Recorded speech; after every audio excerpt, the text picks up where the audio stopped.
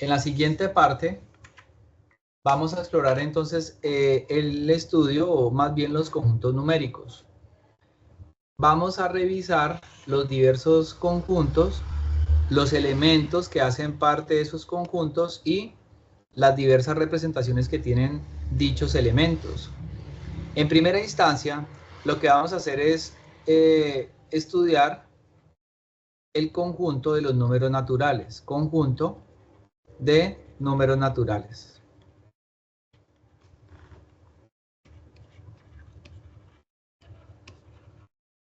Como segundo conjunto numérico, nosotros exploramos el conjunto de números enteros.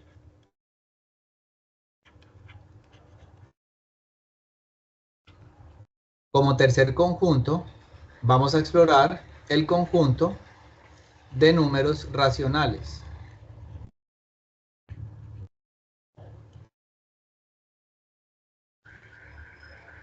Como cuarto conjunto, vamos a explorar el conjunto de los números irracionales.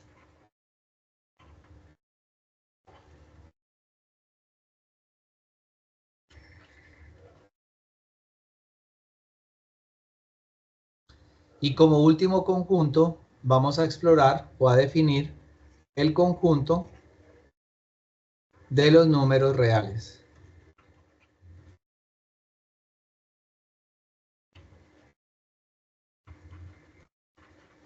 Esos serían los conjuntos numéricos que en primer momento vamos a revisar. Y posterior a ello, en otro espacio, vamos a mirar lo que tiene que ver con las operaciones entre este tipo de lo que se puede definir en estos conjuntos numéricos. Bueno, para iniciar, tenemos en cuenta las representaciones que se tienen, una forma de nombrar cada conjunto numérico. El conjunto de los números naturales se denombra con esta letra N, así como una doble línea. El conjunto de los números enteros es la letra Z, pero con una doble línea. El conjunto de los números racionales se va a nombrar con la letra Q y una doble línea. El conjunto de los números irracionales se va a nombrar con la letra I, una I mayúscula, doble línea. Y el conjunto de los números reales con una R, pero con una doble línea. Ustedes ahí pueden ver las diversas formas. Hay una similaridad con la doble línea que se le coloca a la letra para nombrar cada uno de los conjuntos. Hay que recordar entonces que en la clase de conjuntos se había dicho que los conjuntos se nombran con letras mayúsculas. Realmente los nombres pueden ser letras mayúsculas, pueden ser letras, pero se debe entender en el contexto, en el problema, que se está refiriendo a un conjunto. Cuando se está definiendo el conjunto de los números naturales, sus elementos son números, como obviamente, porque es lo que nosotros vamos a estudiar, números. Entonces, lo que vamos a hacer es definir por extensión, al menos para visualizar el tipo de elemento que hace parte de ese conjunto. Vamos a tomar el 0 como primer número natural, luego el 1, luego el 2, luego el 3 y así sucesivamente. Y ustedes observen que cada número natural, por ejemplo 1 en la posición n, y al que le sigue será n más 1, ¿sí? Y el que le sigue será n más 2 y así sucesivamente. Y se entiende entonces que el conjunto de los números naturales es un conjunto infinito. Este número llamado n más 1 es lo que ustedes conocen como el sucesor ¿de quién? De n. En un sentido, digamos, técnico, el sucesor, la función sucesor, para algunas literaturas de n es n más 1. Si esto es de pronto de interés para usted, entonces en este caso el sucesor sería n más 1. El sucesor de n más 1 sería n más 2. Principalmente se podría considerar el conjunto de los números naturales un conjunto que permite o cuyos elementos permiten representar elementos en conjunto. Entonces, aquí lo que estamos haciendo es que con los números naturales, digamos, estamos contando. ¿Listo? Eso para que tengan una idea de cuál es el propósito de cada conjunto numérico. Bueno, ahora por otro lado, cuando vamos a hablar de los números enteros, tenemos que irnos hacia atrás. Es decir, los problemas como tal que ustedes encuentran en la cotidianidad no siempre se pueden resolver resolver o modelar o representar con números naturales. Por ejemplo, en el caso de las ciencias, ustedes tienen un sistema de referencia o más bien la temperatura. Los que viajan, porque aquí no impacta solamente a una disciplina o a otra, sino que todo les impacta. Ustedes viajan a otro país y las temperaturas están bajo cero o las temperaturas pueden ser muy altas, ¿sí?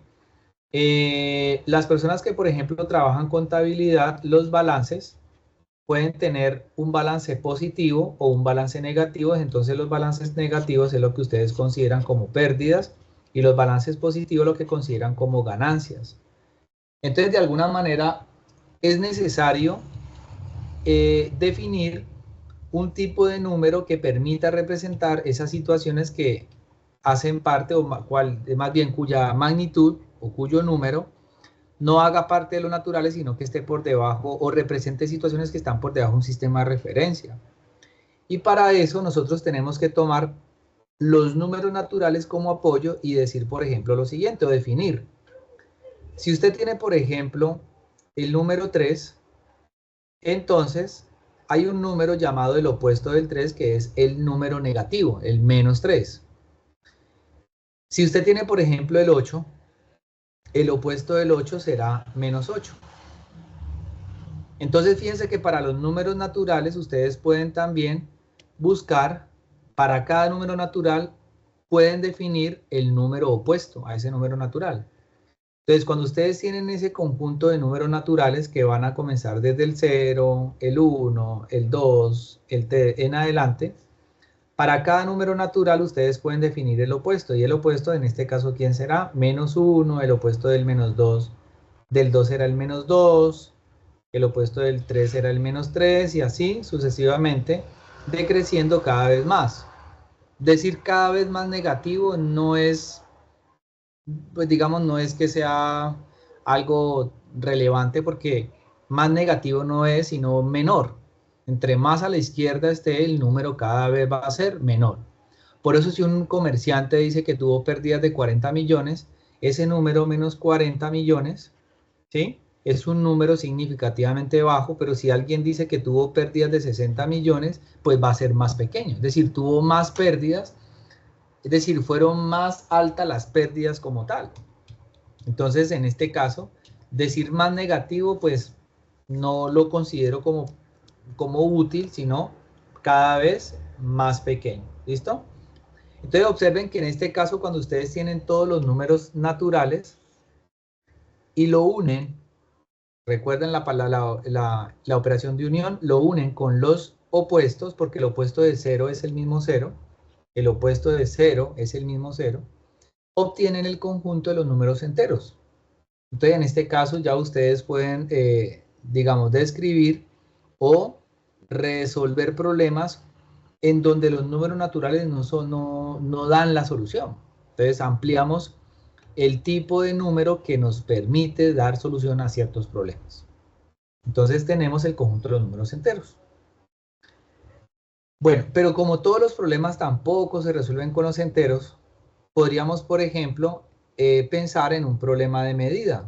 Y eso, que un problema de medida se da, ¿por qué? Porque si usted, por ejemplo, tiene la intencionalidad de tomar una unidad de medida, por ejemplo, 1 centímetro, piense que todas las cosas que ustedes miden, al menos 1 o 2, vamos a pensar en esta situación, usted dice, aquí hay 1 centímetro y aquí hay otro centímetro. Pero resulta que usted le da por medir 1, 2 por acá, por ejemplo, una varilla, puede ser un tubo, y aquí hay 1 centímetro, pero resulta que este pedazo que hay acá no se puede medir con la unidad. Entonces, porque usted aquí dice, aquí hay 1 centímetro, aquí hay otro centímetro, pero resulta que aquí, este pedacito que está acá, si usted observa, va a ser la mitad.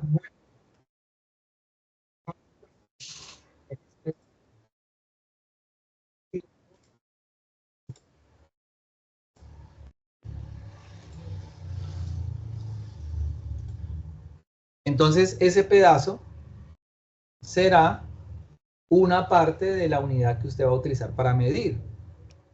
Por lo tanto, este pedacito se podría Profe, considerar. Dime. profe, ya no estamos viendo pantalla y se entrecortó un Ya, poquito. Sí, se entrecortó un poquito y ya a compartir.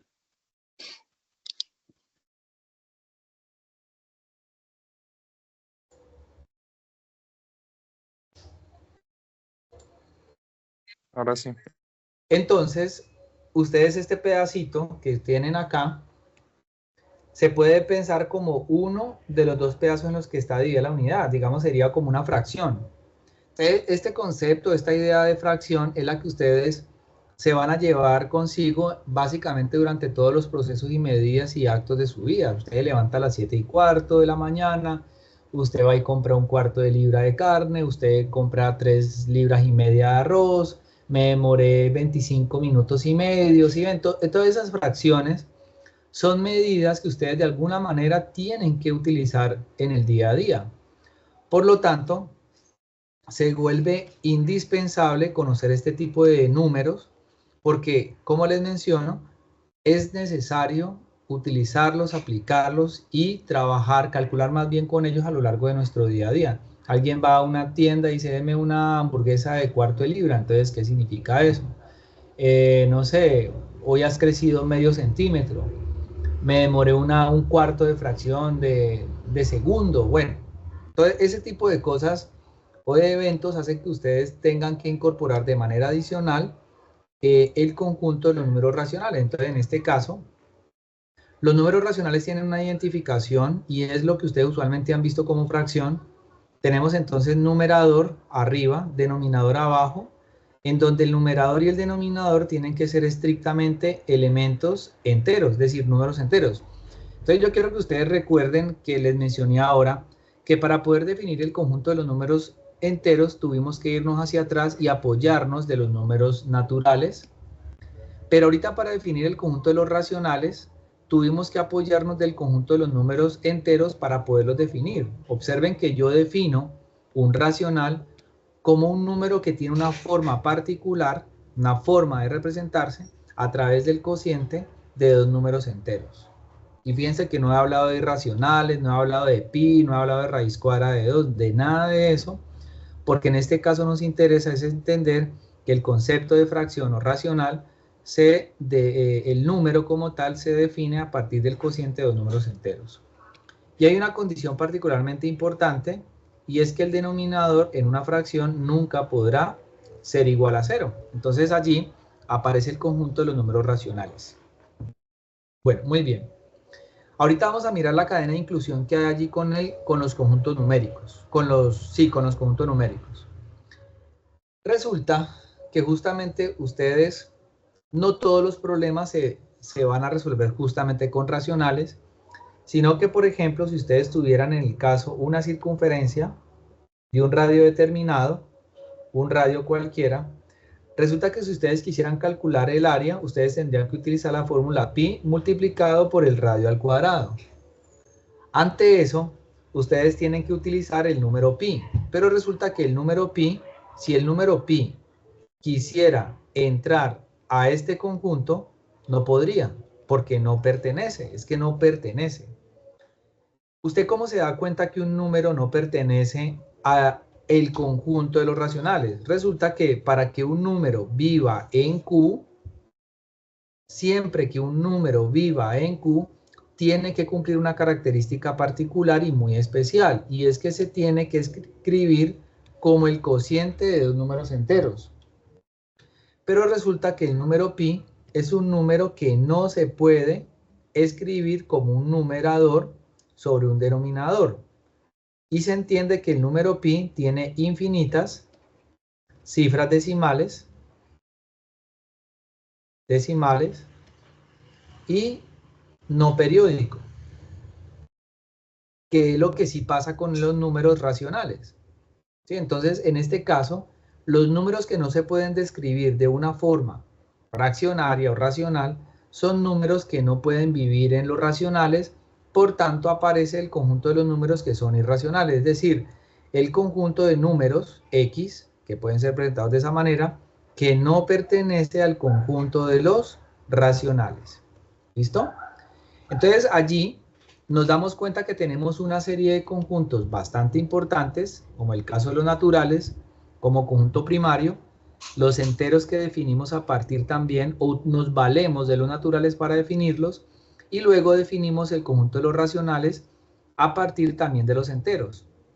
Pero hay un conjunto que no se puede definir a partir de los anteriores, sino que se define porque no pertenece, porque sus elementos no pertenecen a alguno de los anteriores, y es el conjunto de los números irracionales. Ahí tenemos 4 conjuntos numéricos importantes. Entonces ahorita vamos con una cadena de inclusiones para poder entender por qué hablamos de los reales. Muy bien. Entonces, resulta que nosotros originalmente habíamos hablado de los naturales, pero resulta que todo número natural, como ustedes lo pueden ver en la descripción por extensión, todos los números naturales que ustedes ven acá también hacen parte del conjunto de los números enteros. ¿Sí? Todos los números naturales son números enteros. Y según lo que nosotros habíamos estudiado en la sección de conjuntos, toda vez que un elemento de un conjunto pertenezca a otro, todo elemento, entonces estamos hablando de una contenencia o una inclusión. Por lo tanto, el conjunto de los números naturales también, más bien, es un subconjunto de los números enteros. Entonces, por eso decimos que todo número natural es un entero, pero todo entero no es un natural. Así, tenemos que el conjunto de los números naturales es subconjunto de los números enteros. Pero tal como vimos ahora, todo número entero, más bien, los números enteros los utilizamos para definir los racionales. En ese sentido, cuando nosotros tenemos, por ejemplo, un número entero llamado como 3, este número entero, ¿sí?, es un entero como tal, pero ese número entero se puede representar como una fracción colocando el denominador 1. Entonces, fíjense que aquí vive en el mundo de los enteros, pero aquí es como si se trasladara de un universo a otro, cambiara su representación, sigue siendo el mismo elemento, pero resulta que ahorita vive en el conjunto de los racionales. Por lo tanto, él puede ir de los enteros a los racionales, o sencillamente puede ir de los racionales a los enteros siempre y cuando tenga denominador 1. Entonces, por eso decimos que cualquier número entero se puede ver como el mismo número entero con denominador 1.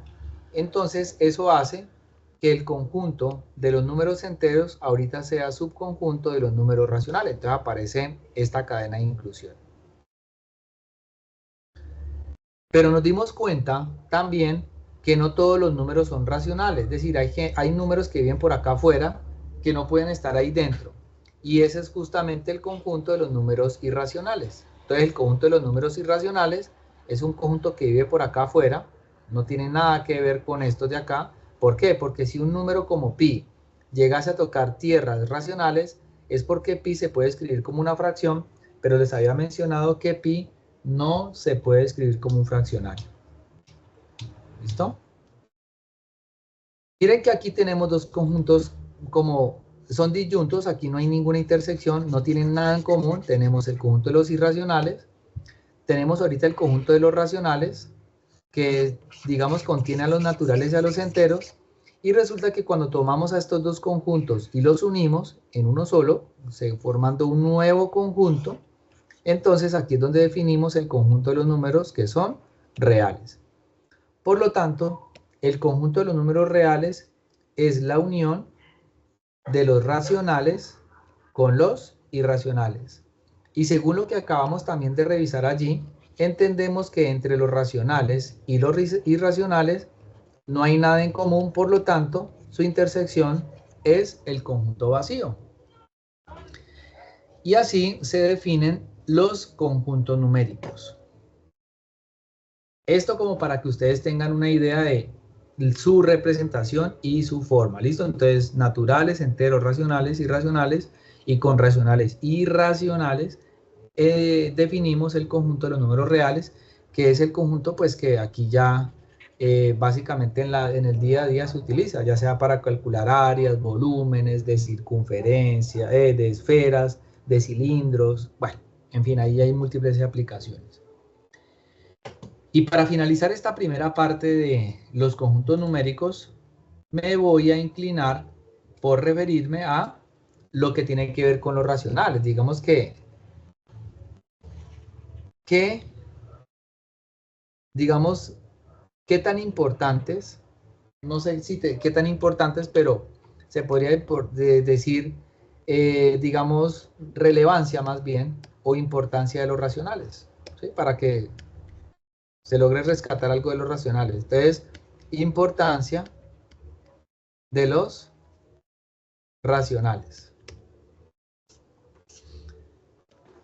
Algunas cosas para destacar, y la primera fue la que ya mencioné arriba, y es que cualquier número entero, si usted tiene un número cualquiera entero, por ejemplo, si tengo un número A que pertenece al conjunto de los números enteros, entonces ese número A se puede ver como A sobre 1, haciendo, más bien se forza a que pertenezca al conjunto de los números racionales, ¿sí?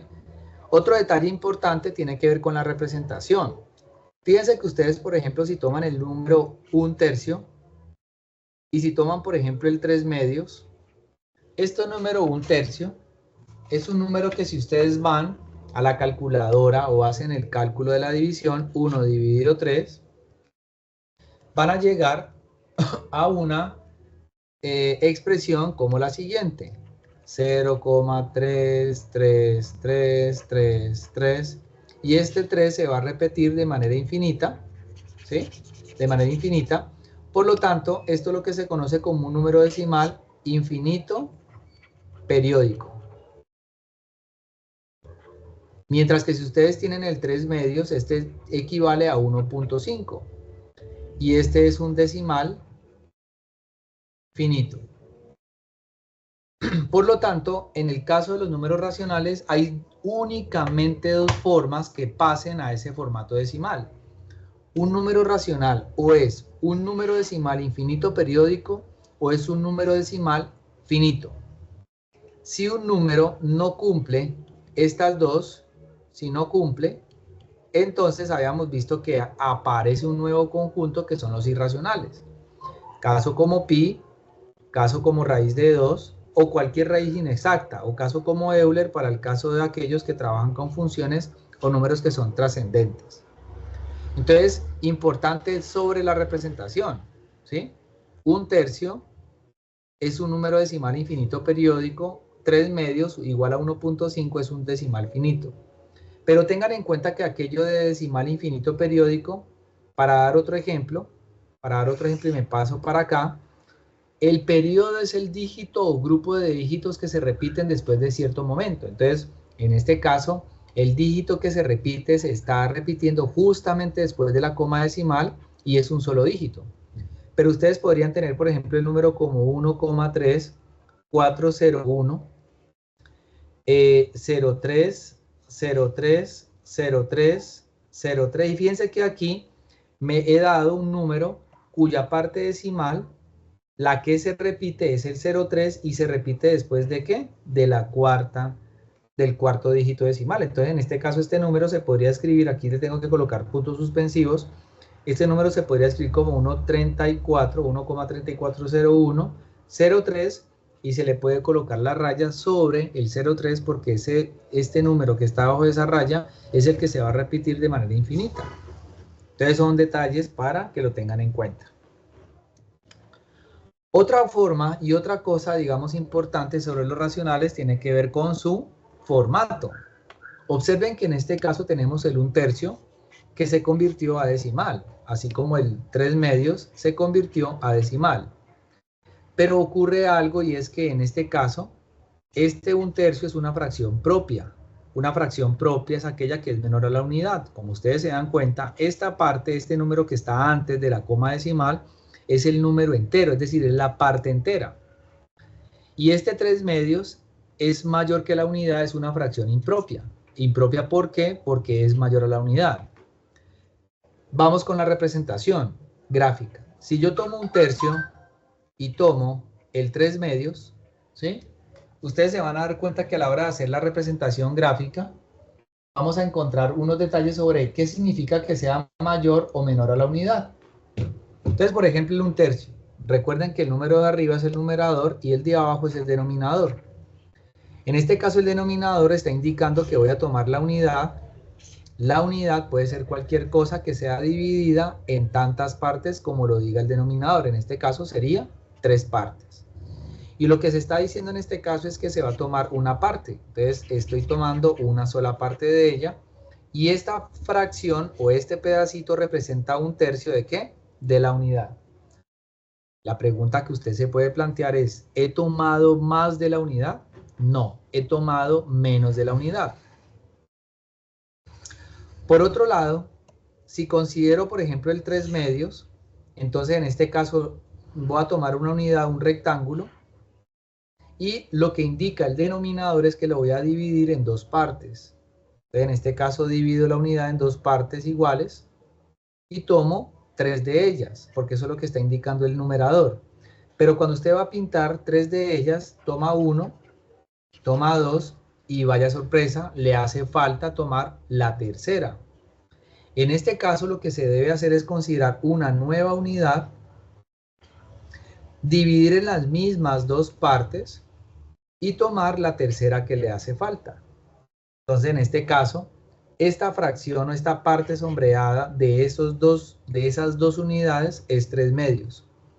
Si ustedes observan, en este caso tomamos una unidad entera y otra unidad, ¿sí? Que es 1,5. Por eso les mencionaba que este número que está antes del decimal es la parte entera. Tomamos una unidad y la mitad de otra. Pero entonces en este caso, el 3/2 tiene una particularidad. 3/2 se puede ver como 1,5, migra del formato racional al formato decimal. Pero como es una fracción impropia, puedo tomar el 3/2, hacer la división de una manera entera, 2 por 1, 2, a 3, 1. Entonces, en este caso, esta división cobra sentido porque me permite dar otra forma u otra representación del número 3/2. ¿Cuál es esa? Este número será la parte entera. Este número será el numerador y este será el denominador de un número que se conoce como número mixto, que sería igual a un entero, una parte entera, ¿sí? Y uno de las 2 partes de otra unidad. Entonces fíjense que en este caso cobra sentido. Este número 1 hace referencia, voy a colocarlo por otro lado, este número 1 hace referencia ¿a quién? A la unidad entera. Mientras que este 1/2 hace referencia a la parte de la otra unidad que se tomó. Por eso ustedes van y compran 1 litro de gaseosa o compran ¿qué? Compran 1,5 litros. 1,5. Es 1 litro y la mitad de otro. Porque muchos compran gaseosa y no saben cuánto están comprando. Entonces, en este caso, es allí la importancia de reconocer este tipo de números como parte de nuestro día a día.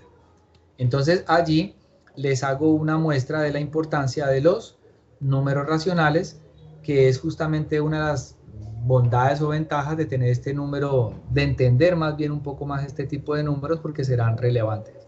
Más adelante nos vamos a encontrar con los racionales como como razón y mecanismos para hacer comparaciones, pero eso lo vamos a dejar para otra ocasión. Es decir, vamos a mirar que las razones o el concepto de ración es un cociente también, y yo podría decir en este caso, no pinté 1/3, sino que pinté 1 de 3, 1 de 3. Y aquí esta frase permite como interpretarse como una comparación.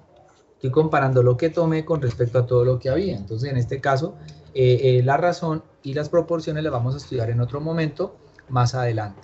Entonces, con esto termino la exhibición de los conjuntos numéricos, su representación y, al menos en el caso de los racionales, el uso que se le puede dar a cada uno de ellos.